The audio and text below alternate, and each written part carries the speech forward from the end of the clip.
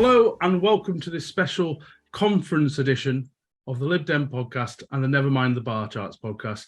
And unfortunately, this will be our only edition to do with the conference because, as we all know, the conference has been cancelled due to the sad death of Her Majesty the Queen. Before we carry on, we should obviously pass on our condolences to the Queen's family and to everyone who has been affected during this time. But the big consequence for the Lib Dems was our conference that had been planned, our first in-person major conference for, someone will correct me, 3 years, is it? Something like that, has had to be cancelled because it coincided with the Queen's funeral. We will go into that decision. We will ask all sorts of questions regarding what happens next, what happens to our manifesto, what happens to our finances with the general election coming. Lots of things to talk about. And with us, we have our wonderful panel, and we have a couple of regulars. We have Hannah Kitchen, the leader of the Barnsley Lib Dems. Hello, Hannah. Hello, everyone. We have Laura Gordon. She hasn't been on for a little while, but who is our parliamentary candidate for Sheffield Hallam. Hello, Laura. Hello. It's nice to be back. It is good to see you back. We seem to be doing quite a lot of these joint podcasts at the moment. So, of course, he needs no introduction. We have the party president and host of the Never Mind the Bar Charts podcast, Mark Pack. Hi, John. I guess the appearances of these joint podcasts are a bit like ravens at the tower. It's never good news, sadly, in recent months, has it been? Yeah, that is absolutely true. And a special guest making his first appearance on the podcast is the chair of the Federal Conference Committee. I'm amazed I got that out right. But Nick Decoster, welcome to the podcast, Nick. Thank you very much. And thank you for organising this. And sorry that it has to be a sad news podcast rather than a joyous podcast talking about conference. Well, and I think, Nick, we'll probably start with you, actually, because obviously as soon as the news started coming out that the Queen was gravely ill, I think all of us were thinking, firstly, hope she gets better. But then as soon as we heard the news, it immediately put the conference season for all the national parties into doubt. So do you want to just explain a little bit about how we came about this decision, Nick? Of course. So I think first off, what I want to do is pay a huge amount of thanks to the incredible team at HQ who are literally working their socks off since we started hearing the news about the Queen's health. They've all gone above and beyond. And we know how the staff at HQ and at state parties, regional parties, how hard they work for the party. But the conference team have done such an amazing job over the last 48, 72, 4 days, how many hours it is, 4 days, to try and look at the different options, see what's available, see what's feasible. They've really worked incredibly hard. And I'm really proud of them because we don't often talk about the conference office staff. And actually, they're the true champions. They've done so much. And they're still working their socks off now because obviously we have a lot of other issues now we're having to deal with. But I want to pay a huge amount of respect to them because they have just done such a great job. So as we're all aware, late afternoon Thursday, we heard the news that the Queen was unwell. And at that point, we were like, OK, what's going to happen in the next few days? And then we had the sad news Thursday night that she'd passed away. With regards to Operation London Bridge or Operation Unicorn, as we've all now got to know it really well, there is sort of a set format of what is happening. And it was looking highly likely that our conference would fall on or very close to the date of Her Majesty's funeral. And we've now had it confirmed that the funeral will be on Monday, which is now also going to be a bank holiday. We had a FCC, which is the Federal Conference Committee. I'll try not to use too many abbreviations, but the Federal Conference Committee met on Saturday to look at the options that were available for us, because the challenge was hosting a conference during the mourning period or over the funeral would just become increasingly challenging for many reasons, both political, logistical, and also from a media point of view. The BBC had said to us, we're pulling all the cameras and riggers. You're not going to have anyone at conference. So there was a lot of things happening very, very quickly, all whilst we weren't sure when the funeral would be, and all based on information that councillors get because they've got a relationship with the Ministry of Defence or they're in a royal borough or something like that. So it was a very, very difficult decision. And we looked at a number of options at our meeting on Saturday, and we had a proper debate. We had a good debate about it. We looked at, do we continue to go ahead? And the challenge is with having a conference during the morning period would just be would be challenging for a number of reasons. And also, seeing other organizations like the TUC decide to push their conference and other events not happening, it felt that this was the right thing to do. We looked at, do we just shorten conference to one day, have it just on the Tuesday? And the fact is that's not conference, that's a keynote speech day, essentially. We're not going to replicate anything that you would have at a proper conference. And actually people come down just for the weekend, they come down for the social aspects. It would have just made it very difficult. And now obviously with the Monday being a bank holiday, travel issues would have also caused quite a lot of problems. We then looked to extend conference. Do we go from Tuesday into Thursday? That meant we could have replicated some of the conference, but a lot of people won't have leave booked. A lot of people have commitments at work commitments, caring commitments. Our teachers aren't available, and so we felt that also members would end up potentially paying double. They'd have to pay again for a lot of things, and cancelling conference is extremely expensive, both to our members and obviously to the party. And what we wanted to try and do is ensure that for the members, we're trying to do what would not cost them any additional money on top of what they're already spending. There was also challenges about staff resource, about the venue availability, the hotel availability, and trying to fit in as much as possible some of the important debates that we need to have in the party within a shortened timetable would become very difficult. I mean, how could I say to a certain motion, no, not important enough, we're not going to debate it because we've changed conference? And I don't really want to be that person. I don't want to say no to enough people. I don't want to continue saying no to people's motions. We looked at delaying into October. And again, this probably would have meant a double spend for lots of members. They'd have to book more time off work. They'd have to book more hotels, travel, etc. And also we do have challenges with our staff and volunteer resources, and also with regards to the venues and suppliers. We looked also at moving online. And the problem is we just don't have enough of a lead time to do that, to put together a proper conference with everything that we want as well. But also it misses that really important aspect of conference, which I love, which is the social aspect. I want us to come together as members. I want us to celebrate why we are liberals, why we are Liberal Democrats, what's amazing about our party. I want to celebrate with those local parties that had amazing successes in May, and commiserate with those who didn't do so well as well, and it's also a chance for us to learn from each other and get to know each other better. And we've seen, we've had a couple of years now of online conferences. I've been really proud of the work that people have done on them. I've been really proud of them. But we want to be back in person again. I think that's key. And so we settled on what we think is the least worst option. Cancelling conference for a conference committee and for the federal board. I mean, technically, it's the federal board who decide based on recommendations.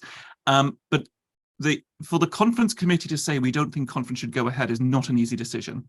It's one that a lot of us were umming and ahhing about. A lot of us had different opinions. We had really good debates within the committee on it as well. So it was a really tough decision. We felt the best option was that we look towards extending our spring conference and actually lengthening that to allow more time there. That would be sort of the best of a bad option, that we see what we can do around spring in York to ensure we have fit more items on the agenda, allow more time for training and for our fringes, and more time for debates. And also, as we're in York and they're going to have an all-up, I think they're having their all-up elections, and it's a good chance for them to get some extra canvassers out on the streets in York and make sure we win control of York Council. But we felt that was the best option. It wasn't an easy decision to make. And I'm really grateful to everyone on the committees and on the federal board who engaged in the entire debate and discussion and have been speaking to members on social media, on emails, on the phone, on WhatsApps, trying to explain to them what the decision is that we made. We're now moving into the what's next section, which is what are we doing to help members? And I just want to quickly touch on that, and then I'll keep stum for a bit. So we've now emailed all of the members, letting them know that National Rail has there is a special process for refunds, so people will be able to get their train tickets back again. Visit Brighton huge thanks to Visit Brighton. They've worked their socks off since the weekend, negotiating with the hotels on members' behalves. And I've actually published in the Facebook group, and we're about to send an email out to members of the list of hotels that have currently agreed to offer full refunds. Now, that list is live. It's being updated every now and then. They add another one on. Visit Brighton have also emailed all of the delegates to say, reach out to us if you've booked through us. So we're finding out that the accommodation suppliers are actually being more flexible than we may have thought or may have experienced at previous when we sadly cancelled due to COVID in March 2020. So we're seeing a willingness from our partners to engage with us properly here. On the email members will have received, they had one email from me on Saturday. There is another email that has gone out or is about to go out. It also has the link in it if people are having difficulties with their accommodation providers, to fill in that link, because we're filtering that into Visit Brighton. The team will also at HQ will be writing to providers as well to say, listen, you need to do something here. This is an extraordinary occasion. So we're doing as much as we can to try and help members, and I'm happy for members to reach out to me. And if they're having difficulties, reach out to me and I can see what I can do to help. Hello, John from the Lib Dem Podcast here. We are delighted to say that this episode is sponsored by Pray to Reigns. Now more than ever, you need a professional-looking online presence and website. Pray to Reigns have been helping Liberal Democrat campaigns succeed for 18 years. Their Lib Dem Foci package combines a website, social media and email system to help Lib Dems win. You'll receive great support from real people, fair pricing and a huge range of features to choose from. Pray to Reigns are already the bespoke developers for Lighthouse, Lib Dem Draw Online and the LD Directory. They combine a talented system design with an unrivaled understanding of our party, our data and our systems. To find out more, check out the Pray to Reigns website at praytoreigns.co.uk/liberal-democrats. On my home, we can just see how much work you have done. I mean, I'm in one of those positions where I'm not going to get a refund on my accommodation. I've already reached out. It is one of those things where I'm going to have to. I'm actually now going to have a holiday in Brighton, which I'm quite looking forward to. But Mark, from your point of view, I couldn't see a way of going any other way than this decision personally. But I do realise there are differences. And as someone, as president, you are kind of the head of almost the volunteer branch of the Lib Dems, and how important conference is for volunteers and activists to recharge that Lib Dem cup. How difficult must this decision have been? Yeah, I mean, one of the things I had to do before, starting recording this podcast was reply to a member whose partner died earlier this year, and they had said how much they had been desperately looking forward to meeting other Lib Dems at conference. So there's nothing one can really say other than sorry in response to that, because I don't think there was a good option available. It was a matter of trying to pick the least worst amongst a range of unpalatable options. And certainly when I first looked at the sort of paper that was being drafted to come to conference committee and then the board on Friday morning, in its early stages as to what the range of options were, I mean, I think it's probably the most negative reaction I've ever had to sort of seeing a draft, board paper, in terms of, oh my goodness, there's just nothing here that's a good decision. But that sadly is, I think, the situation we were in. And you're absolutely right. One of the things, Nick and I, and I know everyone on conference committee and the board, we're really looking forward to is that chance of meeting people in person at conference. And I was really struck by, just a few days previously, I had 2 evenings back to back. One evening was an in-person event with Sutton Lib Dems. The other evening was 2 Zoom calls, one with Banbury and one with members from all around the country who'd done lots of canvassing in the previous quarter. And in a way, that evening, when I got 2 Zoom calls in on the same evening, was sort of the more efficient evening. It was great to be able to talk to canvassers from all across the country in a way that you can only do online, in one call.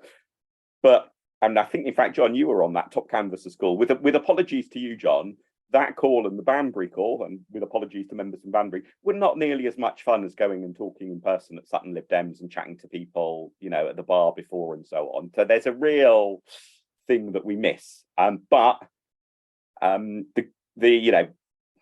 was an alternative that would have been less worse. At first, was quite taken with this idea. Could we reschedule?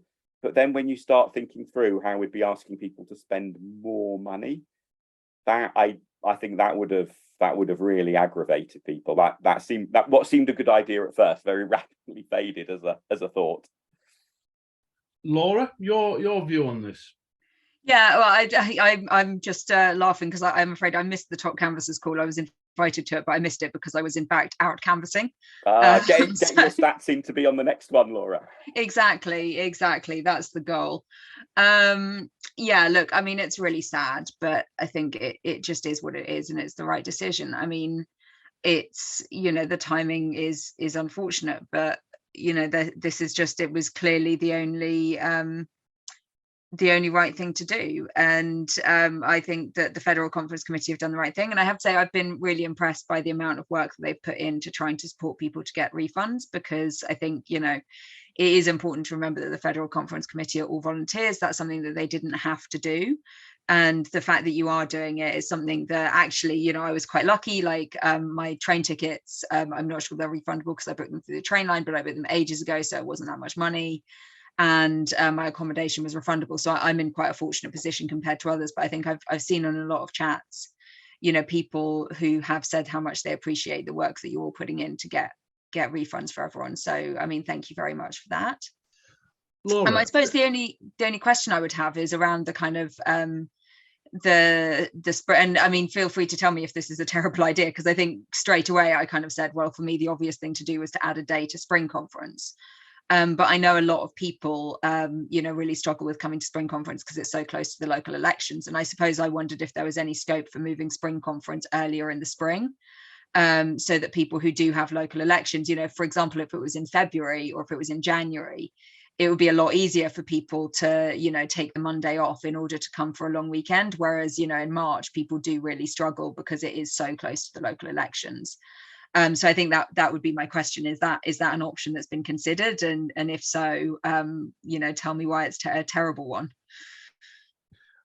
Yeah, that before Nick comes in, I was going to do that same line. Is that actually, again, even though the spring conference tends to be a bit more northern, which is more useful for myself, it is still very close to that time when you're starting to get your nomination papers squared away and all the rest of it that you're building up. You've just had your council budgets, so you're getting your pre-election focuses. But I imagine Nick's going to say to move another conference this close to even the March one is probably going to send shivers down his spine, Nick.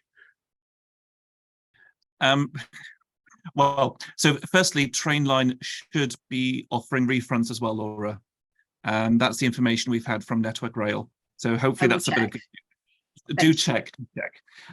With regards to changing the dates of spring, I think the challenge is that we've signed a contract. We've signed the contract with York. It's set. It's booked. And I think moving it forward would create additional logistical challenges. I mean, including things like deadlines with regards to submission of motions and things like that. So I think that's, at the moment, at least for this spring, wouldn't be an option. But I think it's something we can certainly have a look at. I mean, it just depends on the time between one and the other, because the conference team, for example, the conference team, they work on spring conference. They have a couple of weeks off and then they're straight in. Sorry. They work on an autumn conference, have a couple of weeks off, and then they're straight into spring conference planning. So we just have to look how the dates work in that regard. With regards to options for this coming spring, we're looking at everything, as in, do we add in some more time on the Friday and on the Monday? Do we add in the Monday, Tuesday? Do we extend the Sunday? Because at the moment, the Sunday is only a half day in an in-person conference. We haven't had an in-person spring conference since March 2019.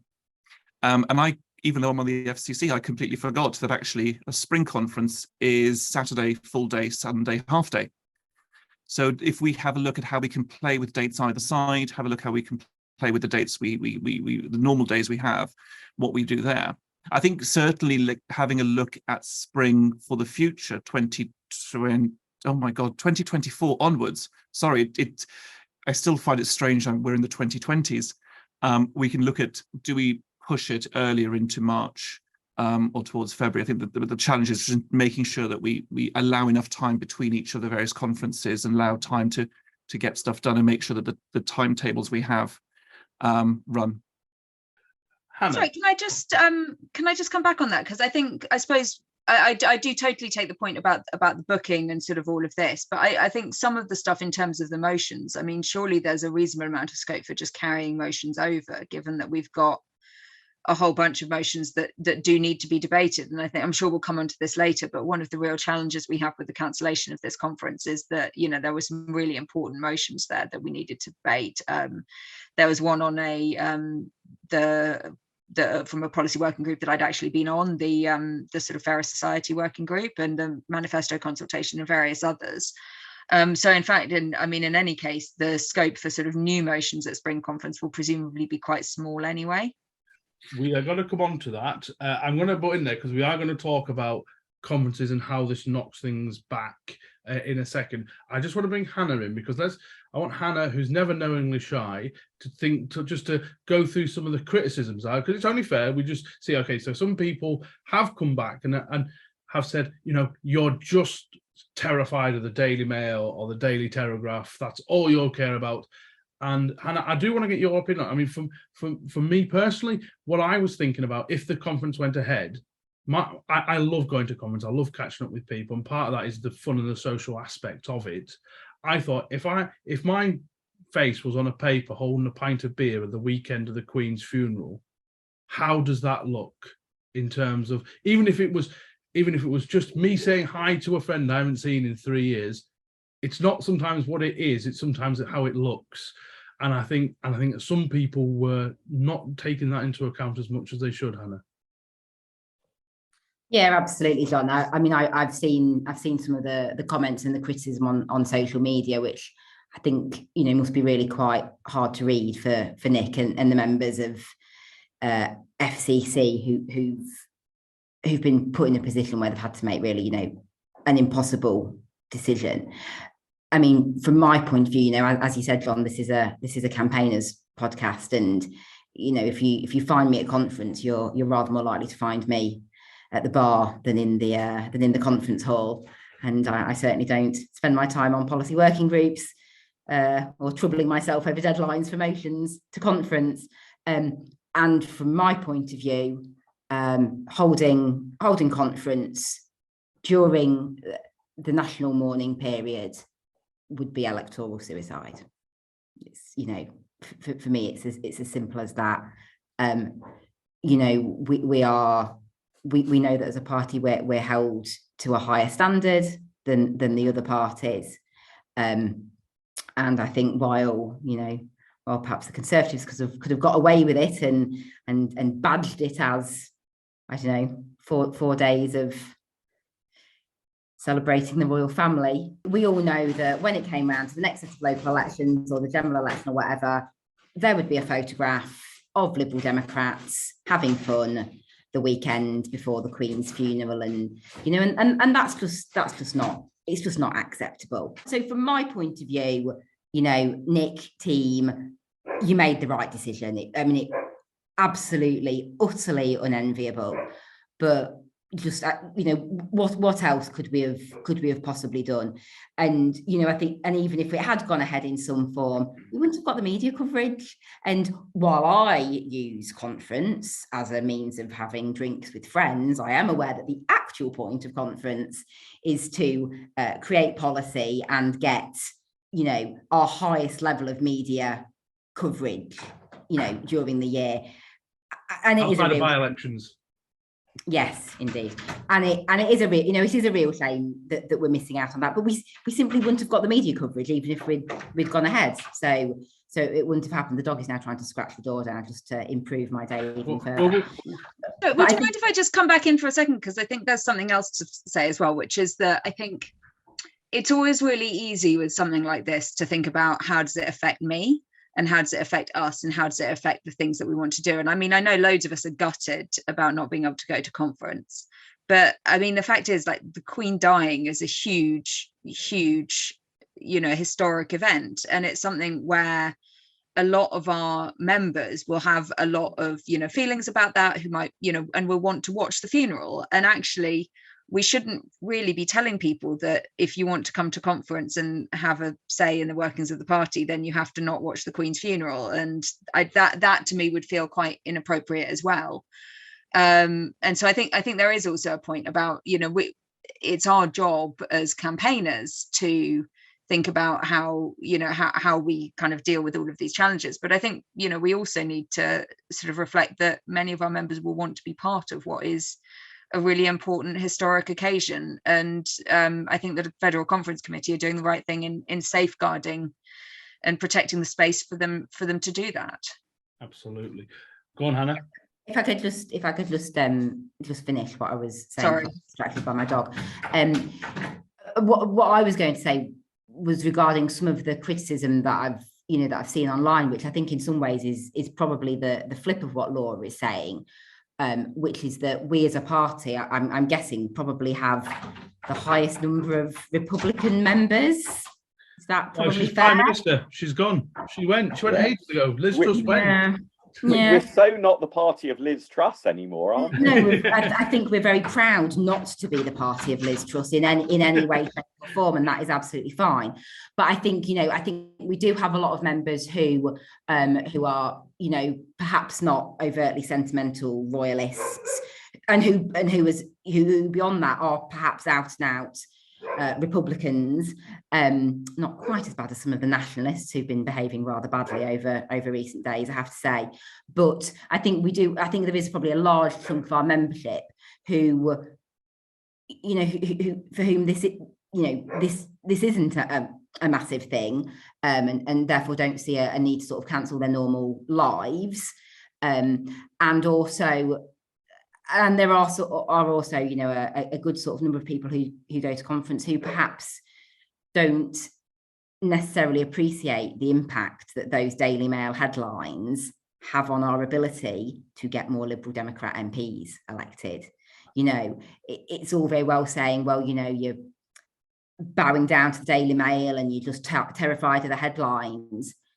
Yeah, well, we are, and rightly so, because we need to beat an awful lot of Tories in the next general election. We have got lots and lots of seats where we're in second place, and all those policies that we make at conference, we want our PPCs out, arguing for those on the doorsteps, switching votes from the Conservatives. And if the Daily Mail is going out of its way to paint us as the party that disrespects Britain's long-serving and beloved monarch, that's not an acceptable position for us to put ourselves in. And I think some of our members, perhaps some of our members that are more engaged on Facebook, they're probably not even going to listen to this podcast, are they, John? Because it's a campaigning podcast. Some of those members that are spend more time on Facebook than they do knocking on doors. Maybe don't see that, and we're all frustrated. We're frustrated that conference is being cancelled. We're frustrated that action days have been cancelled, that we can't deliver leaflets, go knocking on doors. I had some absolute slamming press release lined up to go out today to rip Barnsley Labour a new one, which is what I enjoy most about my day job, and I've had to put it on ice. Because it's just not appropriate, and that's absolutely fine. We haven't got 2 weeks until the local elections, which would have been exceptionally bad timing for this to happen. So it's the way it is.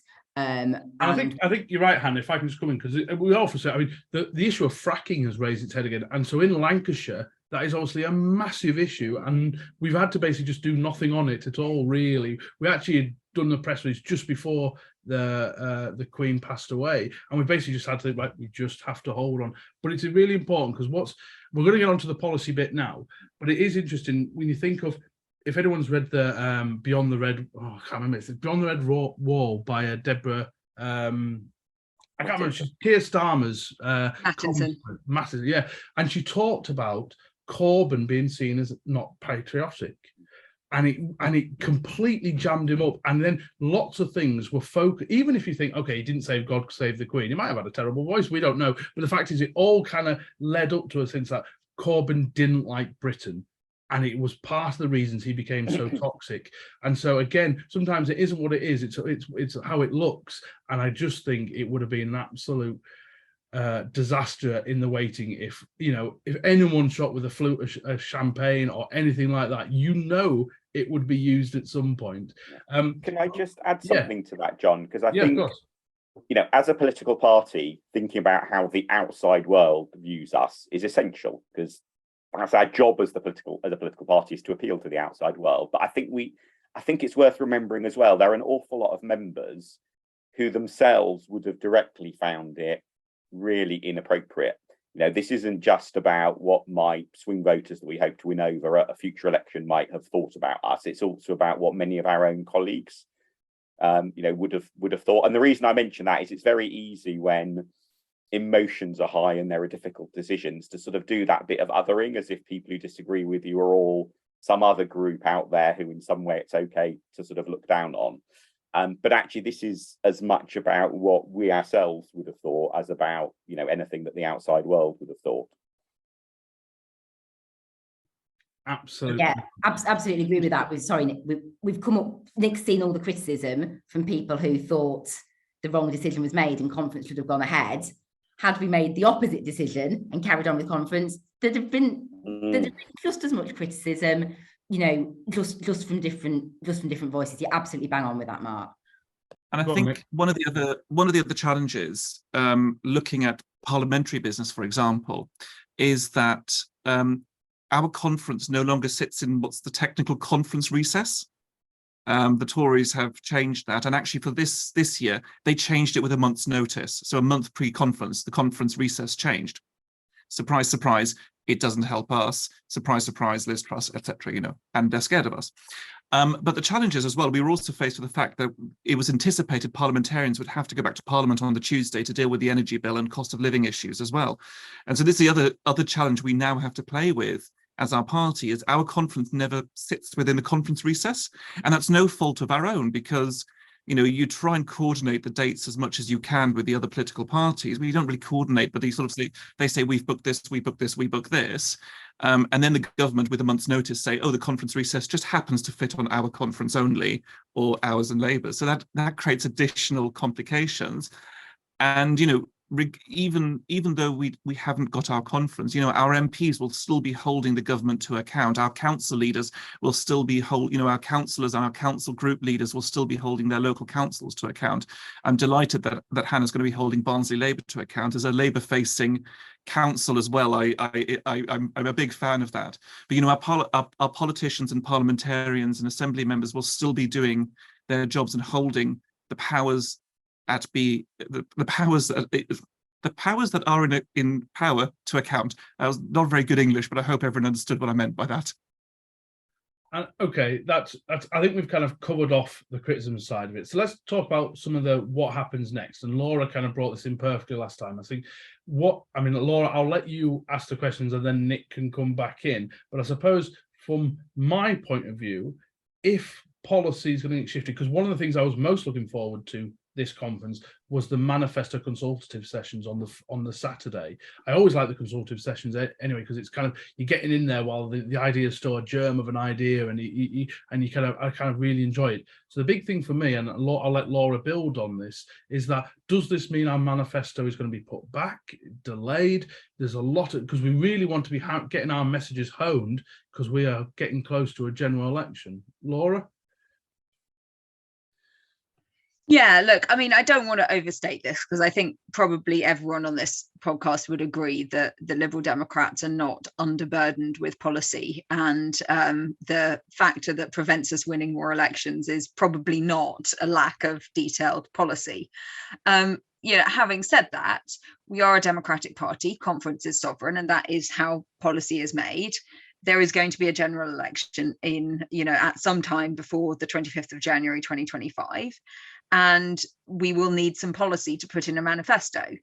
And, whether a policy is kind of detailed or top line, it still needs to go through conference, and that still requires debate time. And I think we are getting to the point where, having lost a couple of conferences and with the general election likely approaching, we need to be thinking quite carefully about how we use the time that we have left in order to pass the policies that will be the top lines of our manifesto. And I think One of them that I've been involved in is a policy working group, which was originally on the universal basic income, and which then evolved to be more broadly about this sort of idea of a fairer society and looking at some of the issues around sort of benefits and various other factors more generally, and also started to encompass some of the aspects of what is a liberal response to what the Conservatives call the levelling up agenda.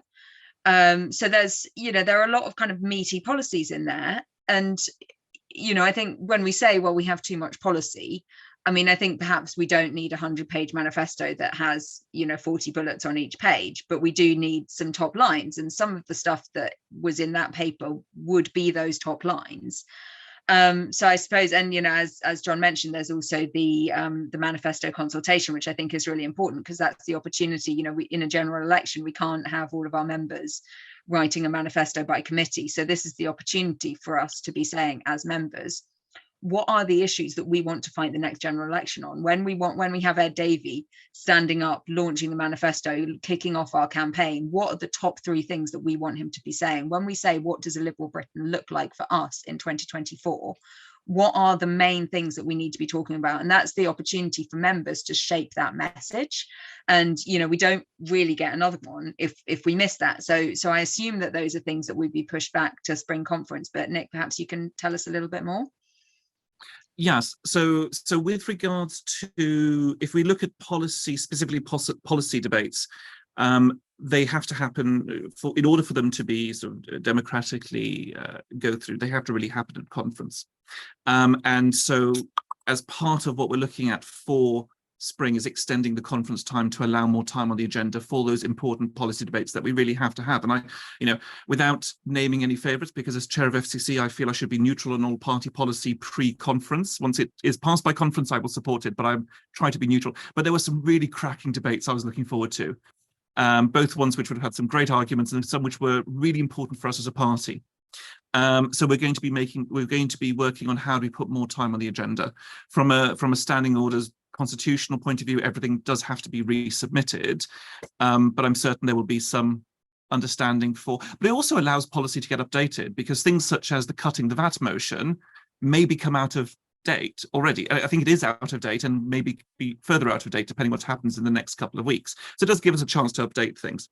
With regards to the consultative sessions, one of the things that we spoke about in the FCC and also on the federal board is holding some online consultation sessions around what would have been consultative sessions. So the Manifesto Working Group, International Security, etc.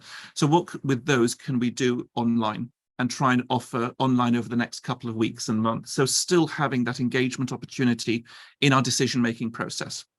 In addition to that, I'm certain, and I don't want to answer on behalf of Mark, but he seemed very agreeable to this idea. We're looking at some of the committee Q&A and accountability to hold those as online sessions. It doesn't replicate conference, and I'm not trying to replicate conference here, but still allowing opportunities for members to engage in those consultative sessions, those Q&As, still helping us shape policy and shape ideas. There was something that in my previous report, I'd written about an idea that we are working on within the FCC around non-motion debates, i.e. debates on big issues within our party, within society, that you don't have to necessarily submit a motion to say conference condemns this, conference believes this, etc., but allowing a more generalized debate on the auditorium floor around a certain topic. How do we tackle poverty? How do we tackle inequality? How do we do X, Y, and Z? And maybe one of the things we could do is looking at organizing some of those again as online sessions in the lead up to then conference. So it's not just a case of we've cancelled, nothing's happening, wait until March, but actually we want to see what can we do, because for a number of reasons. Firstly, to engage with our members, but secondly, we want to try and use it as a way to market conference, to try and encourage people going, well, if you thought that was fun, imagine doing it in the auditorium. And some of the best debates I've been to at conference haven't happened in the auditorium. They've happened in a fringe session, where I think it was the I can't remember now, I think it was religious education, where we had a brilliant debate in the auditorium, but actually there are better debates happening outside the auditorium between individuals. So if we can try and foster that, that'd be great. In addition, we're going to be working with the training team to see what training we can potentially offer online as well over the next couple of months, so that some of the work that gets done leading up to conference and some of the excellent work that happened at conference can continue over the next couple of months. So it's very much at the forefront of our planning. I'll let Mark respond. And sorry, go on, Laura. I would say I think that's really encouraging, and I think that's a really good point. In that when you go to an online conference, actually, I mean, I don't know, the others may disagree, but I thought that the online element of the auditorium actually worked pretty well, and was able to replicate pretty effectively the experience of being in the auditorium for an in-person conference. It's really the fringes and the training and the social aspects that you just couldn't replicate any other way. And so I think if we're going to, have an in-person conference, those are the ones to prioritize in the auditorium. Actually, you can move that online without losing nearly as much of the experience, because it's a formalized structure, and that works better. The only downside with the online auditorium, at least for us when we were chairing debates, is you end up having sightlines that don't exist in reality, because we have that sort of augmented reality screen of when someone comes to speak. And when we used HQ as our base, it actually was a big pot plant. So we kept getting a reminder in our ear from the studio going, look at the pot plant, the other pot plant. I'll let Mark and then Hannah come in on this about the policy and how you feel this is going to affect getting ourselves in order, ready for the elections to come. Yeah, I guess the one lucky break that we had was that although the agenda had lots of really good, really important items on it, it didn't have anything that was super urgent. So, for example, from the board's perspective, we were due to report some changes to the complaints process to conference, and those will now necessarily be delayed because we have to use a proper full conference process to report those. Thankfully, the changes we would have been reporting were improvements rather than urgent bug fixes for something that was broken. So really worthwhile doing. It's a shame that we won't be able to do them for several months, but it's not quite in the, oh my goodness, that's a catastrophe category. Similarly, the motion on party finances was to keep all the numbers the same as they were last time. Really important that members get the right to set those numbers, but it means at least that for the moment we're carrying on with the numbers that we had in force and agreed by conference from last time anyway. So it's that we caught a little bit of a break with that. I think it'll be really interesting to see what we can do online in terms of sort of substitute for things like the committee reports to conference, because I think members having that right to question and vote at conference is really important. It's also true that, truth be told, attendance is not wonderful normally at those sessions. So it may be that, again, through force of circumstance, we can discover something that's a useful addition to what's done at conference that maybe we'll want to do in future years, because I think it should be possible for us to do stuff virtually that gets more people on a Zoom call or whatever than we would normally have for, say, a board report session on a Sunday morning at conference, something like that. And therefore, actually that might be something, good as it were, that comes out of this, because in the end, accountability to conference is really important, but there's always that tension that there are loads of members who never come to conference, and we need to think about being accountable to those wider audiences as well. Hannah. Yeah, absolutely. I really like the idea actually of taking some of those consultative sessions and things online, while we were without a doubt all absolutely itching to get back to a face-to-face conference. The virtual conferences absolutely, did have their pros, particularly in terms of accessibility. And so I absolutely agree with the decision not to try and run an online conference again, but taking some of those elements online, I think is a fantastic idea, and gives the potential to engage with potentially a different group of the membership who had absolutely no intention at all of attending conference, or who might have been a little bit too hungover to get to that session at 9 a.m. on a Sunday morning, because that obviously does occasionally happen at conference. So I think that's definitely. I know that's definitely the way to do things, and it sounds as well from what Mark's saying that some of these debates are things that are not necessarily particularly time pressured and can be parked. Bit of sort of tidying up of things, which I know Mark has been working quite hard on with from a number of different angles. and then, you know, we're just going to have to wait and see what members want to bring in terms of policy in spring. Who knows what Liz Truss will do between now and then? Maybe we'll have already had a general election. Yes, that's how we all feel, Nick.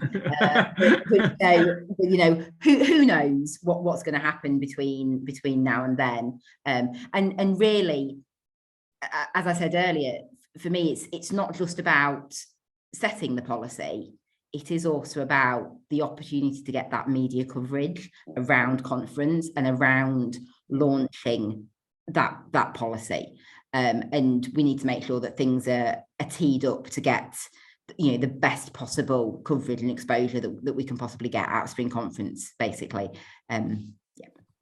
So I don't know if we're going to be able to put this tell us actually for this podcast, because I understand it's a very sensitive issue, but one of the big issues about the cancellation is obviously the financial hit it's going to take to our party. There's no way of getting around it. I mean, there's delegates will have taken financial hits, some of them, but the cost of cancelling this conference will obviously have been an exorbitant amount. Now, Nick and Mark, you don't have to give us that figure if you prefer not to, because obviously that's giving away things, but I think it is where many of our listeners will think, okay, how does this affect the party going forward, having lost this amount of income and actually the amount we've already spent? How does that affect the party going forward? I suppose, Mark, that might be you first.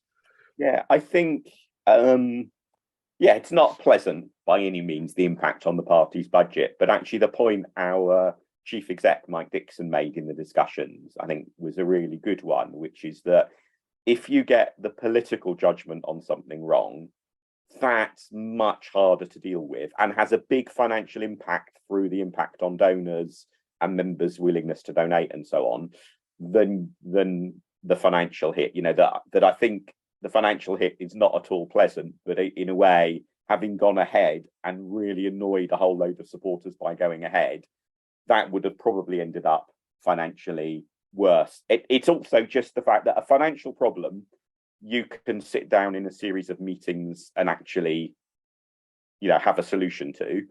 A political problem where we've left the public with a negative memory in their minds is so much harder to fix. And just to give you one example for older listeners, if I say Michael Foot duffel coat, there is an image of him at the cenotaph, dressed perfectly respectably, but not quite right for the occasion, that really stuck in people's minds. And as I said, I think for a whole load of listeners, they will have immediately had that image come to mind, you know, decades and decades on from that early 1980s. So, you know, the risk of the damage that you cause by getting the politics of it wrong, I think is much bigger. I'm sure it won't be a pleasant set of finance committee meetings sort of sit through in the next few months, but I think it is the lesser risk, the lesser danger here. Is there things members can do? Obviously, so some people, I suppose with all businesses, there's a cash flow issue as well. So one of the emails that came out said, actually, if members want to not ask for a refund, but instead serve up as a credit to going forward, that would help the party more. Obviously, there are some members who think, I'm paying for a hotel that I'm now not going to use. I would quite like to have a little bit of cash back. That might, so there's no judgments on what members decide to do in this point, but I assume that from a party position is actually quite useful if people don't clamber for cash straight away. I don't know who's answering that.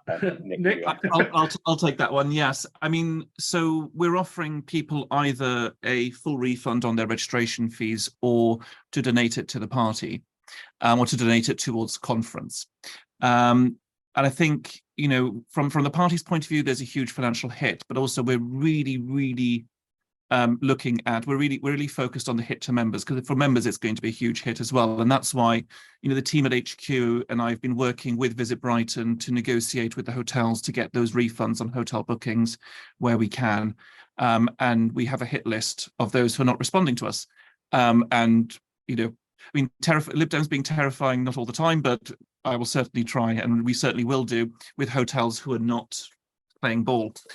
So, you know, we're trying to do as much as possible for the members as well to get their refunds. You know, as I mentioned at the beginning, National Rail has shown flexibility with regards to cancellation and through various other rail booking platforms. We're waiting to hear back from National Express, the bus service, because we had a special discount with them as well. But we want to try and make sure that members can get as much money back as they can. It's also a chance for me to pitch our Access Fund. The Conference Access Fund helps those members who can't afford to attend conference normally or need support or help. And so what I would encourage is members who can, and this is, it's not mandatory, but it'd be for those who can, if they could donate something towards the Access Fund, because we want to see what we can do to help those people who really struggle and won't be able to get the support they need. So, for example, I decided this morning that the money I would have probably spent in a bar, that's going to the Access Fund.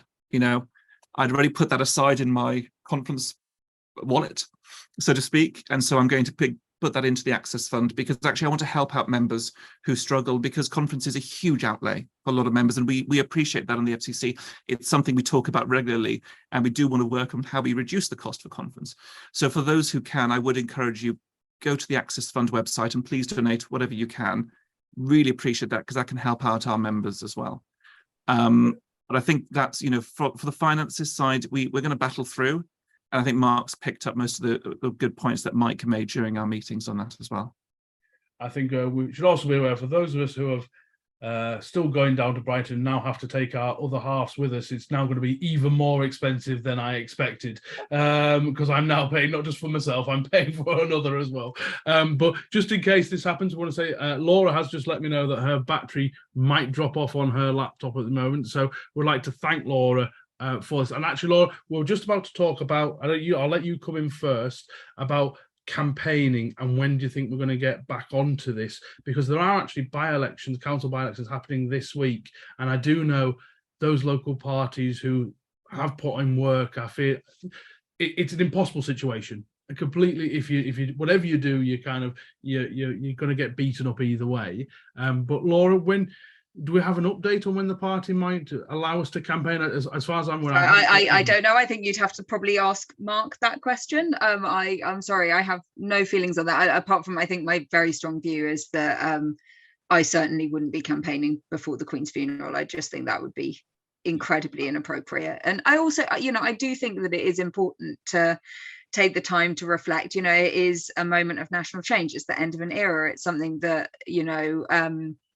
there's a lot going on. I think, especially for people who are councillors, there are a lot of things to participate in. But even if you're not a councillor, I do think it is worth spending the time to, reflect and participate if that's something that you want to do. And I certainly wouldn't be campaigning before the Queen's funeral. I mean, I've already I happen to be going down to London with my kids last Friday, so I took them to Buckingham Palace so that they could be part of it, and that was my 3-year-old was extremely disappointed not to meet the King, but and couldn't at all understand why her dad and I found it so weird that she was chatting merrily about the King.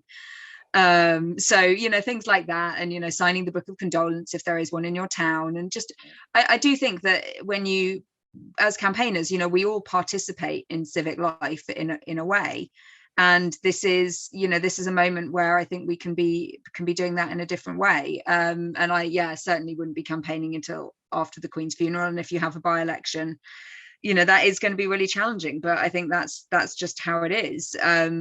Next, once the funeral is out of the way, I think at that point, it is appropriate to restart. But I personally will be looking forward to the party's guidance on that, and I'll be following it, because I know that they'll be consulting with lots of other people, and I generally trust the advice. I think that the advice we've been given so far has been good, and I intend to keep following it.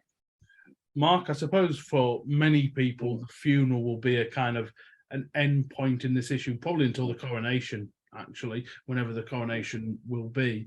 I'm not going to put you on the spot, but I assume the party has an idea of when campaigning is likely to be allowed again. Yeah, I would have thought for almost all the campaigning we do, reasonably soon after the funeral, or the day of the funeral, one should say, I think we'll be fine. We obviously have to judge the public mood on that a little bit, and I wouldn't necessarily be planning to be out at 8 a.m. the day after the funeral to start, a catch-up delivery round. But I think the mood will almost certainly be that fairly soon after the funeral will be fine. The people who have it really tough, therefore, places with council by-elections this Thursday or next Thursday. I think for this Thursday, my advice would be, judge the mood, listen very carefully to what local feedback you're getting. But as long as you're explaining that the by-election has not been cancelled, so someone else has made the decision not to cancel the by-election and therefore done with the right tone, there's some activity that one can continue because of that polling day. I think if your polling day is Thursday next week, and therefore potentially you have sort of 4 days or so suddenly, taken out just over the weekend, let alone what you might have been planning for this week, that's really difficult. I would suggest anyone in that situation gets in touch with ALDC to talk through in a lot of detail the different options. But I think certainly the experience with COVID, I think, was that where the public feels there is a really compelling reason why something needs to happen, that actually the public were quite accepting. But if you fail to tell them that reason, they could get very critical very quickly. And so I think, if somebody else has not cancelled the by-election, there is probably a little bit of room there for manoeuvre. And also, just to all our activists and campaigners, there'll be some people who don't like Lib Dems, who don't like you, will use it as an excuse to hit Absolutely. you. This is one of the things you've got to have thick skin on this, because we saw it with COVID as well. You are trying to kill me by COVID-infected leaflets. Well, actually, no, we're not. There's no science to it, but they'll use it as a stick to beat you with. But Hannah, there are things you can do right now. Also, just have a break. Some of us who have elections every year, it is not a bad thing to have a bit of a switch off and use this as an excuse to take some time, restock, and get cracking on again once this period of mourning is over. But there are things you can do, whether that's contact members and other such things in the background that you could do. Isn't that right, Hannah? Yeah, I mean, for me as a councillor, actually, it's sort of business as usual. I saw the chief executive yesterday and just sort of double checked with her. Barnsley hasn't cancelled any of its formal council meetings. I know some local authorities have done that. I know Sheffield has their full council this week, and it's going ahead, but not really as a proper full council. More a sort of a remembrance event, I suppose. So to some extent, for me and my group, it is business as usual, because we have council meetings to get on with this week. I think there are other things you can do. So I've been resisting the temptation to retweet any political tweets, and instead have been sharing information on my sort of political social media around how my residents can pay their respects to the Queen. So shared information about the local proclamations that were on yesterday, and then obviously attended those as well with my colleagues. I've shared information about the various books of condolences, that are around and about. And if I get any sort of more information over the week about, events and services and things like that, I've actually found it, we've had a really good response, to be honest, for sharing that information. So if you do have a good followership on social media, that's definitely something you can keep doing. Remember as well that actually some community stuff is continuing. So Saturday in my ward was the Penistone Show, which is our agricultural show. Which I'm really glad they didn't cancel it, because that would have just been an absolute nightmare for everyone. So that was a lovely community event that went ahead, and there will be, not everything that we do as councillors is political. A lot of it is community based, and the same for our parliamentarians as well. So absolutely, all of those community type issues that you would usually share on your social media, absolutely fine, to keep on sharing that. If there's a harvest festival somewhere this week, share it. People want to know. They need people to attend and make donations and carry on with that.